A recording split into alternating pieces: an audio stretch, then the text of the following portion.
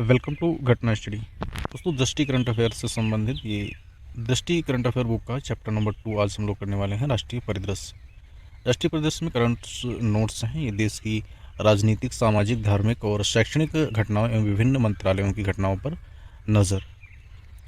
तो राष्ट्रीय परिदृश्य से संबंधित आज की पहली घटना है चुनावी बांड योजना। तो 2 जनवरी 2018 को केंद्रीय वित्त मंत्रालय के आर्थिक कार्य विभाग द्वारा भारतीय रिजर्व बैंक अधिनियम 19 की धारा 31(3) के तहत चुनावी बांड योजना 2018 को अधिसूचित किया गया था। इस योजना के माध्यम से केंद्र सरकार का उद्देश्य देश में राजनीतिक वित्त पोषण की व्यवस्था में पारदर्शिता लाना था। केंद्र सरकार का मत था कि चुनावी बांड के माध्यम से चुनावों के दौरान राजनीतिक दलों को किए जाने वाले वित्त पोषण में काले धन के प्रयोग पर रोक लगाई जा सकेगी। स्मरणीय तथ्य है, 15 फरवरी 2024 को उच्चतम न्यायालय की एक 5 सदस्यीय संविधान पीठ ने चुनावी बांड योजना को असंवैधानिक घोषित कर दिया। साथ ही इस योजना को रद्द किए जाने का निर्णय दिया। उच्चतम न्यायालय की जिस 5 सदस्यीय संविधान पीठ ने यह निर्णय दिया, उसमें भारत के मुख्य न्यायाधीश DY चंद्रचूड़, न्यायमूर्ति राजीव खन्ना और न्यायमूर्ति भूषण रामकृष्ण गवई, न्यायमूर्ति JB पर्दीवाला और न्यायमूर्ति मनोज मिश्रा शामिल थे। उच्चतम न्यायालय ने अपने निर्णय में रेखांकित किया कि चुनावी बांड योजना संविधान के अनुच्छेद 19 फर्स्ट ए के अंतर्गत मतदाताओं के सूचना के अधिकार का उल्लंघन करती है। न्यायालय ने नए चुनावी बांडों के जारी करने पर रोक लगा दी है। न्यायालय द्वारा दिए गए निर्णय के अनुसार चुनावी बांडों के जारीकर्ता बैंक यथा भारतीय स्टेट बैंक को 12 अप्रैल 2019 उच्चतम न्यायालय द्वारा दिए गए अनंतरिम निर्णय की तिथि से अब तक खरीदे गए चुनावी बांडों का विवरण भारत निर्वाचन आयोग के समक्ष प्रस्तुत करना होगा। इस विवरण में प्रत्येक चुनावी बांड की खरीद की तारीख, बांड को खरीदने वाले का नाम और खरीदे गए चुनावी बांड का मूल्य वर्ग शामिल होगा। इसके अतिरिक्त SBI को 12 अप्रैल 2019 से अब तक चुनावी बांडों के माध्यम से धनराशि प्राप्त करने वाले राजनीतिक दलों का विवरण भी ECI के समक्ष प्रस्तुत करना होगा। SBI को उपर्युक्त सूचनाएं 6 मार्च 2024 तक ECI के समक्ष प्रस्तुत करनी होंगी। SBI द्वारा साझा की गई सूचनाओं को ECI द्वारा अपनी आधिकारिक वेबसाइट पर 13 मार्च 2024 तक प्रकाशित करना होगा। चुनावी बांड योजना। चुनावी बांड एक ऐसा बांड है जो वचन पत्र के रूप में जारी किया जाता था। यह धारक के लिए एक बैंकिंग उपकरण होता था। इस पर खरीदने वाले या प्राप्तकर्ता का नाम नहीं लिखा होता था। चुनावी बांड को किसी भी व्यक्ति द्वारा खरीदा जा सकता था जो भारत का नागरिक है। भारत में निगमित या स्थापित किसी कारपोरेट निकाय द्वारा भी ये बांड खरीदे जा सकते थे। चुनावी बांड 1000, 10,000, 1 लाख, 10 लाख और 1 करोड़ मूल्य वर्ग में जारी किए जाते थे। ये बांड जारी किए जाने की तिथि से 15 दिनों की अवधि तक वैध होते थे। ये बांड प्रतिदेय यानी कि नॉन रिफंडेबल होते थे। लोक प्रतिनिधित्व अधिनियम 1951 की धारा 29A के तहत पंजीकृत और लोकसभा या राज्यसभा, विधानसभा के पिछले आम चुनाव में कुल मतों के न्यूनतम 1% मत प्राप्त करने वाले दल ही चुनावी बांड प्राप्त करने के पात्र होते थे। और अगली योजना है PM सूर्य घर मुफ्त बिजली योजना। ग्लासगो यूको में आयोजित संयुक्त राष्ट्र जलवायु परिवर्तन सम्मेलन 2021 यानी कि COP26 में प्रधानमंत्री नरेंद्र मोदी द्वारा की गई घोषणा के अनुरूप नवीन एवं नवीकरणीय ऊर्जा मंत्रालय वर्ष 2030 तक 500 गीगावाट गैर जीवाश्म आधारित विद्युत उत्पादन क्षमता प्राप्त करने की दिशा में कार्यरत है। अंतर्राष्ट्रीय नवीकरणीय ऊर्जा एजेंसी द्वारा जारी नवीकरणीय क्षमता सांख्यिकी 2023 नामक रिपोर्ट के अनुसार भारत नवीकरणीय ऊर्जा स्थापित क्षमता के संदर्भ में विश्व में चौथे स्थान पर है, जबकि पवन ऊर्जा के संदर्भ में भारत का विश्व में चौथा और सौर ऊर्जा क्षमता के संदर्भ में विश्व में 5वां स्थान है। स्मरणीय तथ्य है, 13 फरवरी 2024 को प्रधानमंत्री नरेंद्र मोदी द्वारा PM सूर्य घर मुफ्त बिजली योजना को लॉन्च किए जाने की घोषणा की गई। इस योजना के तहत देश के 1 करोड़ घरों की छत पर सौर ऊर्जा प्रणाली की स्थापना का लक्ष्य निर्धारित किया गया है। छत पर सौर ऊर्जा प्रणाली की स्थापना से देश के 1 करोड़ परिवार प्रत्येक माह 300 यूनिट तक निःशुल्क बिजली प्राप्त कर सकेंगे। यह योजना 75,000 करोड़ रुपए से अधिक के निवेश के साथ लॉन्च की गई है। इस योजना का लक्ष्य गरीबों और मध्यम वर्ग के विद्युत बिल को कम करने के साथ साथ भारत को ऊर्जा क्षेत्र में आत्मनिर्भर बनाना है। इस योजना से अपेक्षित लाभ निम्नलिखित हैं। रूफटॉप और प्रणाली से प्राप्त निःशुल्क बिजली और अधिशेष बिजली वितरण कंपनियों को बेचने से परिवारों को प्रतिवर्ष 15,000 रुपये से 18,000 रुपये तक की बचत होगी। आपूर्ति और स्थापना के लिए बड़ी संख्या में वेल्डरों को उद्यमशीलता के अवसर प्राप्त होंगे। विनिर्माण, स्थापना और रखरखाव में तकनीकी कौशल रखने वाले युवाओं के लिए रोजगार के अवसर सृजित होंगे। अगली घटना है, उत्तराखंड समान नागरिक संहिता विधेयक पारित करने वाला पहला राज्य बना है। तो भारत के संविधान के भाग 4 राज्य की नीति के निदेशक तत्व के अनुच्छेद 44 में नागरिकों के लिए एक समान सिविल संहिता का स्पष्ट उल्लेख है। अनुच्छेद 44 के अनुसार राज्य भारत के समस्त राज्य क्षेत्र में नागरिकों के लिए एक समान सिविल संहिता प्राप्त कराने का प्रयास करेगा। समान नागरिक संहिता का अर्थ है भारत में रहने वाले प्रत्येक नागरिक, चाहे वह किसी भी धर्म और जाति का हो, के लिए समान कानून। स्पष्ट है कि समान नागरिक संहिता एक देश एक कानून की अवधारणा पर आधारित है। स्मरणीय तथ्य है, 7 फरवरी 2024 को उत्तराखंड विधानसभा द्वारा समान नागरिक संहिता विधेयक को पारित किया गया और ध्यातव्य है कि 6 फरवरी 2024 को यह विधेयक समान नागरिक संहिता उत्तराखंड 2024 शीर्षक से विधानसभा में प्रस्तुत किया गया था। इस प्रकार उत्तराखंड समान नागरिक संहिता विधेयक पारित करने वाला देश का पहला राज्य बन गया है। इस विधेयक का उद्देश्य विवाह और विवाह विच्छेद, उत्तराधिकार, सहवासी संबंध विषयक कानूनों और तत्संबंधी मामलों को नियंत्रित एवं विनियमित करना है। इसका विस्तार संपूर्ण उत्तराखंड राज्य पर है और यह उत्तराखंड के उन निवासियों पर भी लागू होता है जो उस क्षेत्र के बाहर अधिवासित हैं जिस पर इस संहिता का विस्तार है। भारत के संविधान के अनुच्छेद 366 के खंड 25 सहपठित अनुच्छेद 2 के अंतर्गत निर्धारित किसी भी अनुसूचित जनजाति के सदस्यों पर इस संहिता में अंतर्विष्ट कोई प्रावधान लागू नहीं होगा।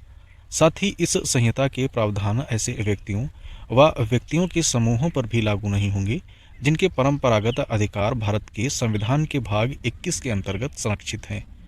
ध्यातव्य है कि वर्ष 2022 में उत्तराखंड सरकार ने राज्य में निवास करने वाले नागरिकों के व्यक्तिगत नागरिक मामलों को नियंत्रित करने वाले प्रासंगिक कानूनों का परीक्षण करने के लिए एक विशेषज्ञ समिति का गठन किया था। इस समिति को विवाह, तलाक, संपत्ति के आधार पर उत्तराधिकार, विरासत, गोद लेने, रखरखाव और संरक्षकता जैसे विषयों पर मसौदा कानून तैयार करने या मौजूदा कानूनों में संशोधन के संबंध में प्रस्तुतियां प्रस्तुत करने का कार्य भी सौंपा गया था। उत्तराखंड में समान नागरिक संहिता के क्रियान्वयन के विषय पर रिपोर्ट प्रस्तुत करने की अपेक्षा भी इस समिति से की गई थी और यह समिति न्यायाधीश सेवानिवृत्त रंजना प्रसाद देसाई की अध्यक्षता में गठित की गई थी। इस समिति के अन्य सदस्य निम्नवत हैं: न्यायाधीश सेवानिवृत्त प्रमोद कोहली, मनु और शत्रुघ्न सिंह और सुरेखा डंगवाल। इस समिति द्वारा अपनी अंतिम रिपोर्ट उत्तराखंड के मुख्यमंत्री पुष्कर सिंह धामी को 2 फरवरी 2024 को सौंप दी गई थी। अगली घटना है भारत रत्न 2024। भारत रत्न देश का सर्वोच्च नागरिक सम्मान है जो मानवीय उद्यम के किसी क्षेत्र में असाधारण योगदान हेतु प्रदान किया जाता है। भारत रत्न सम्मान की परंपरा वर्ष 1954 में शुरू हुई थी। 2 जनवरी 1954 की घोषणा के अनुसार तत्कालीन राष्ट्रपति डॉक्टर राजेंद्र प्रसाद ने 3 विभूतियों यथा डॉक्टर सर्वपल्ली राधाकृष्णन, सी राजगोपालाचारी तथा सीवी रमन को भारत रत्न प्रदान किया था। तब से लेकर आज तक अनेक विशिष्ट जनों को अपने अपने क्षेत्र में उत्कृष्ट कार्यों के लिए यह सम्मान प्रदान किया गया है। प्रारंभ में मरणोपरांत किसी व्यक्ति को यह सम्मान नहीं दिया जाता था, किंतु वर्ष 1955 में किए गए प्रावधान के अनुसार यह सम्मान मरणोपरांत भी प्रदान किया जाने लगा। मरणोपरांत भारत रत्न सर्वप्रथम पूर्व प्रधानमंत्री लाल बहादुर शास्त्री को दिया गया था। भारत रत्न प्रत्येक वर्ष दिया जाए ऐसी कोई अनिवार्यता नहीं है। अब तक कुल 53 लोगों को भारत रत्न से सम्मानित किया गया है। इनमें 48 पुरुष तथा 5 महिलाएं शामिल हैं। स्मरणीय तथ्य हैं, कपूरी ठाकुर को भारत रत्न। 23 जनवरी 2024 को राष्ट्रपति सचिवालय द्वारा जारी विज्ञप्ति के अनुसार कपूरी ठाकुर को मरणोपरांत भारत रत्न से सम्मानित करने की घोषणा की गई। यह घोषणा उनकी 1वीं जयंती की पूर्व संध्या पर की गई। ये भारत रत्न सम्मान के 49वें प्राप्तकर्ता हैं। कपूरी ठाकुर एक प्रसिद्ध स्वतंत्रता सेनानी, राजनीतिज्ञ एवं शिक्षक थे। ये जननायक के नाम से लोकप्रिय थे। इन्होंने 2 बार बिहार के मुख्यमंत्री के रूप में कार्य किया। कपूरी ठाकुर का संक्षिप्त परिचय। तो कपूरी ठाकुर की जन्मतिथि है 24 जनवरी 1924 और जन्म स्थल है इनका पितौंझिया, वर्तमान कपूरी ग्राम, समस्तीपुर, बिहार। और इनकी मृत्यु की तिथि है 17 फरवरी 1988। कपूरी ठाकुर को उनकी विभिन्न सामाजिक एवं राजनीतिक पहलों के लिए जाना जाता है। उन्होंने बिहार में पूर्ण शराबबंदी लागू की और मैट्रिक परीक्षा के लिए अंग्रेजी को अनिवार्य विषयों की सूची से हटा दिया। उन्हें बिहार में पिछड़े वर्गों के लिए आरक्षण लागू करने के लिए याद किया जाता है। उल्लेखनीय है कि कपूरी ठाकुर के नेतृत्व वाली तत्कालीन बिहार सरकार ने ही वर्ष 1978 में मुंगेरी लाल आयोग की रिपोर्ट में की गई सिफारिशों के आधार पर राज्य में सर्वप्रथम पिछड़े वर्गों के लिए आरक्षण को लागू किया था। और ध्यातव्य है कि जून 1971 में तत्कालीन बिहार सरकार ने मुंगेरी लाल की अध्यक्षता में एक पिछड़ा वर्ग आयोग को नियुक्त किया था। इस आयोग के गठन का उद्देश्य बिहार में सामाजिक और शैक्षणिक रूप से पिछड़ी जातियों की पहचान करना था। इस आयोग द्वारा फरवरी 1976 में अपनी रिपोर्ट प्रस्तुत की गई थी। इस आयोग ने बिहार में 128 समुदायों को पिछड़ा वर्ग एवं 94 समुदायों को अति पिछड़ा वर्ग के रूप में वर्गीकृत किया था। स्पष्ट है कि कपूरी ठाकुर ने मंडल आयोग बीपी मंडल की अध्यक्षता में गठित पिछड़ा वर्ग आयोग की सिफारिशों के कार्यान्वयन के लिए एक मंच तैयार करने में महत्वपूर्ण भूमिका निभाई। ध्यातव्य है कि मंडल आयोग ने राष्ट्रीय स्तर पर OBCS के लिए रोजगार में आरक्षण की सिफारिश की थी। कपूरी ठाकुर की 1वीं जयंती। तो 24 जनवरी 2024 को कपूरी ठाकुर की 1वीं जयंती के अवसर पर बिहार विधानमंडल परिसर में राजकीय समारोह आयोजित किया गया। इस अवसर पर उनकी जीवनी पर आधारित एक लघु फिल्म कपूरी ठाकुर गरीबों का मसीहा प्रस्तुत की गई। कपूरी ठाकुर की 1वीं जयंती के अवसर पर भारत सरकार द्वारा 5 रुपये मूल्य का एक स्मारक डाक टिकट जारी किया गया। साथ ही इस अवसर पर 100 रुपये मूल्य वर्ग का एक स्मारक सिक्का जारी किया गया। ध्यातव्य है कि कपूरी ठाकुर के नाम पर जननायक कपूरी ठाकुर विधि विश्वविद्यालय बक्सर बिहार में स्थित है। इनके नाम पर जननायक कपूरी ठाकुर चिकित्सा महाविद्यालय एवं अस्पताल मधेपुरा बिहार में स्थापित है। इनके नाम पर ही प्रारंभ की गई जननायक एक्सप्रेस नामक ट्रेन का संचालन दरभंगा जंक्शन एवं अमृतसर जंक्शन के मध्य होता है। अगले व्यक्ति हैं लाल कृष्ण आडवाणी को भारत रत्न। तो 3 फरवरी 2024 को राष्ट्रपति सचिवालय द्वारा जारी विज्ञप्ति के अनुसार लाल कृष्ण आडवाणी को भारत रत्न से सम्मानित करने की घोषणा की गई। श्री लाल कृष्ण आडवाणी भारतीय जनता पार्टी के संस्थापक सदस्यों में एक हैं। वे जून 2002 से मई 2004 तक भारत के उप प्रधानमंत्री रहे। इन्होंने सबसे लंबी अवधि तक भारतीय जनता पार्टी यानी कि बीजेपी के राष्ट्रीय अध्यक्ष के रूप में कार्य किया है। सितंबर-अक्टूबर 1990 के दौरान श्री लाल कृष्ण आडवाणी के नेतृत्व में ही भारतीय जनता पार्टी द्वारा सोमनाथ से अयोध्या तक राम रथ यात्रा का आयोजन किया गया था। उल्लेखनीय है कि इस यात्रा का उद्देश्य अयोध्या में राम मंदिर के निर्माण के पक्ष में जनमत जुटाना था। वर्ष 1997 में भारत की स्वतंत्रता की स्वर्ण जयंती के उपलक्ष्य में आयोजित अपनी स्वर्ण जयंती रथ यात्रा के माध्यम से इन्होंने भारत के स्वतंत्रता संग्राम के सभी शहीदों और नायकों को श्रद्धांजलि अर्पित की थी। मार्च-अप्रैल 2004 में आयोजित उनकी भारत उदय यात्रा ने तत्कालीन प्रधानमंत्री अटल बिहारी वाजपेयी के 6 वर्ष के शासनकाल के दौरान भारत की उल्लेखनीय उपलब्धियों का व्यापक रूप से प्रचार किया। अप्रैल-मई 2006 के दौरान भारतीय जनता पार्टी द्वारा श्री लाल कृष्ण आडवाणी के नेतृत्व में द्वारका यानी कि गुजरात से दिल्ली तक भारत सुरक्षा यात्रा संचालित की गई थी। अगले व्यक्ति हैं चौधरी चरण सिंह को भारत रत्न। तो 9 फरवरी 2024 को राष्ट्रपति सचिवालय द्वारा जारी प्रेस विज्ञप्ति के अनुसार चौधरी चरण सिंह को मरणोपरांत भारत रत्न से सम्मानित किए जाने की घोषणा की गई। ये 28 जुलाई 1979 से 14 जनवरी 1980 तक भारत के प्रधानमंत्री थे। इन्होंने 2 बार उत्तर प्रदेश के मुख्यमंत्री के पद को सुशोभित किया। इन्होंने भारतीय लोक दल नामक एक पार्टी की स्थापना की थी। वे उत्तर प्रदेश में भूमि सुधारों के मुख्य वास्तुकार थे। इनके द्वारा लिखित प्रमुख पुस्तकें निम्नवत हैं: India's economic policy, the Gandhian blueprint, economic nightmare of India, its cause and cure, और नई दिल्ली स्थित इनकी समाधि स्थल का नाम किसान घाट है। चौधरी चरण सिंह का संक्षिप्त परिचय। इनकी जन्मतिथि है 23 दिसंबर 1902 और जन्म स्थल है नूरपुर गांव, उत्तर प्रदेश, और मृत्यु की तिथि है 29 मई 1987। अगले व्यक्ति हैं पीवी नरसिम्हा राव को भारत रत्न।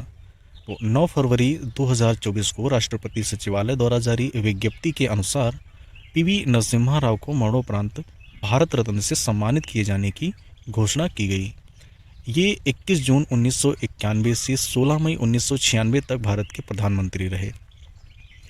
प्रधानमंत्री के रूप में पदभार ग्रहण करने के बाद इनके नेतृत्व में तत्कालीन केंद्र सरकार ने व्यापक आर्थिक स्थिरीकरण की नीति अपनाई और कई संरचनात्मक सुधारों की शुरुआत की। इसके फलस्वरूप कई आर्थिक नीतियों में परिवर्तन हुआ, जिसमें अर्थव्यवस्था के उदारीकरण, निजीकरण और वैश्वीकरण पर जोर दिया गया। इन्हें प्रायः भारतीय आर्थिक सुधारों के जनक के रूप में संदर्भित किया जाता है। पीवी नरसिम्हा राव का संक्षिप्त परिचय है।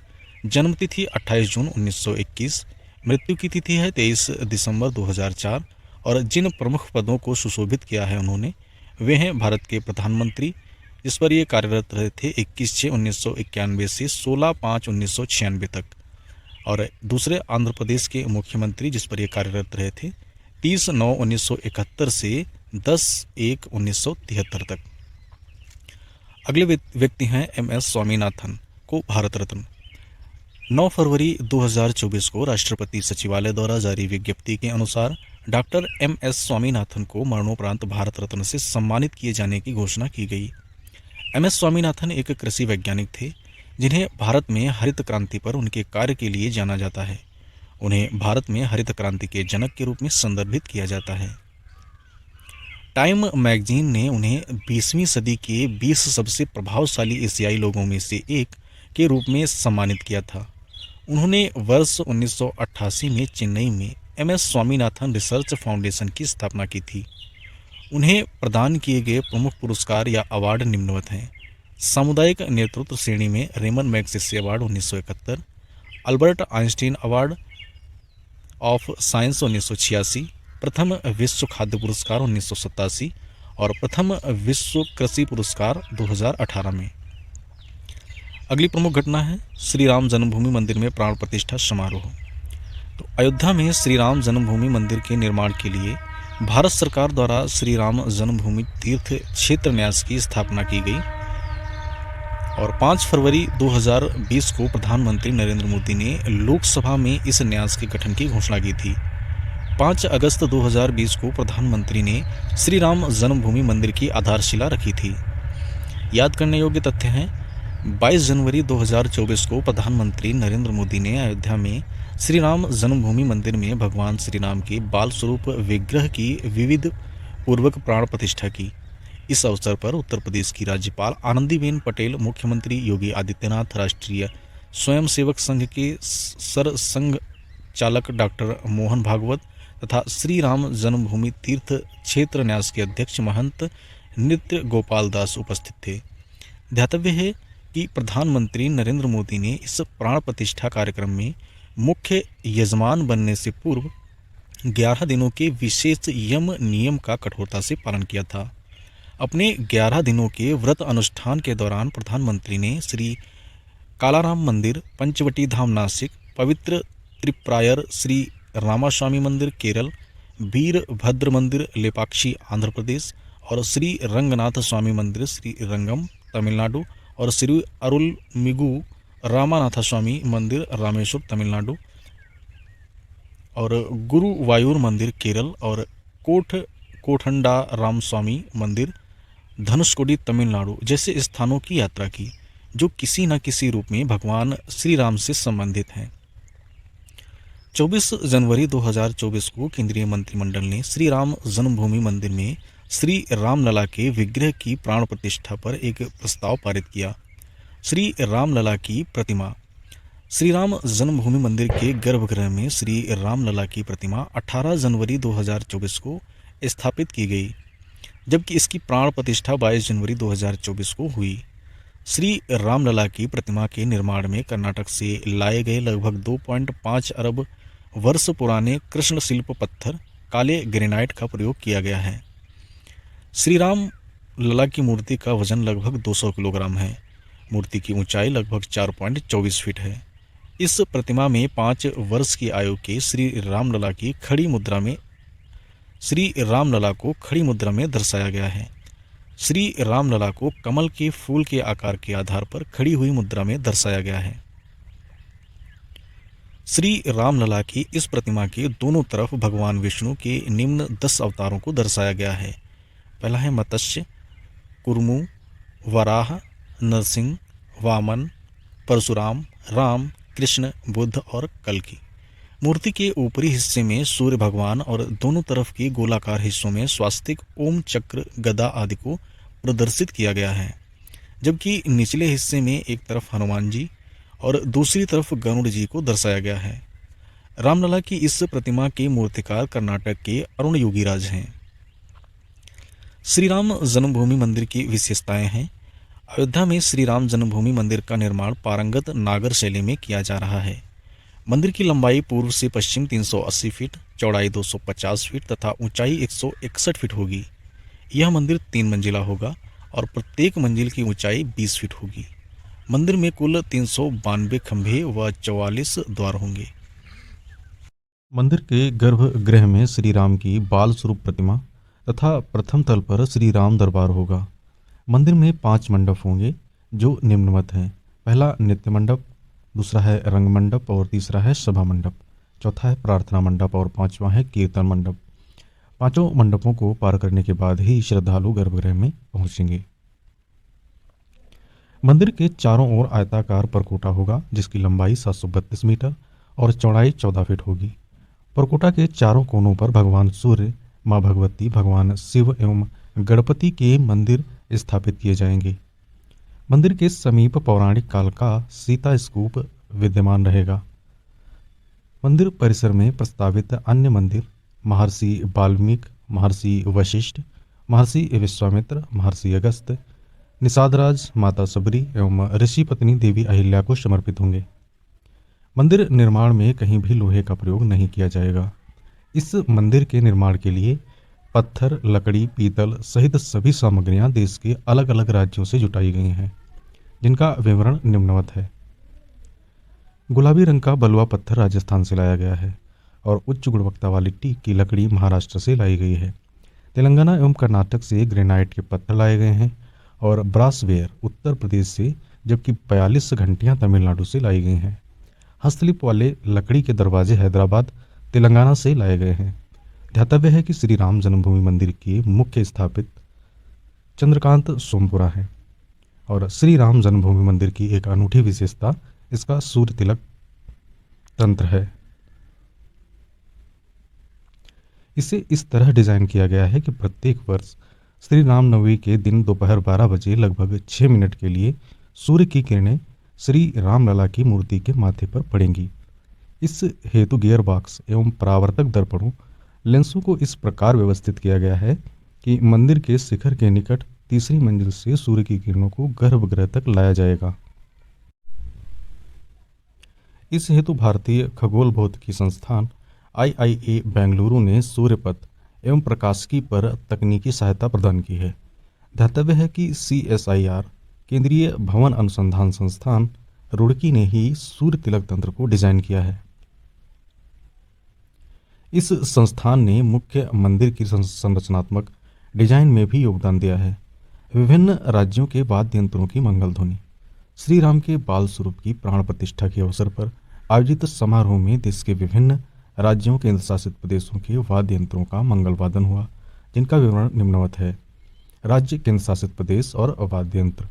उत्तर प्रदेश से पखवाज, बांसुरी और ढोलक, कर्नाटक से वीणा, पंजाब से अलगोजा, और महाराष्ट्र से सुंदरी, उड़ीसा से मरदल और मध्य प्रदेश से संतूर।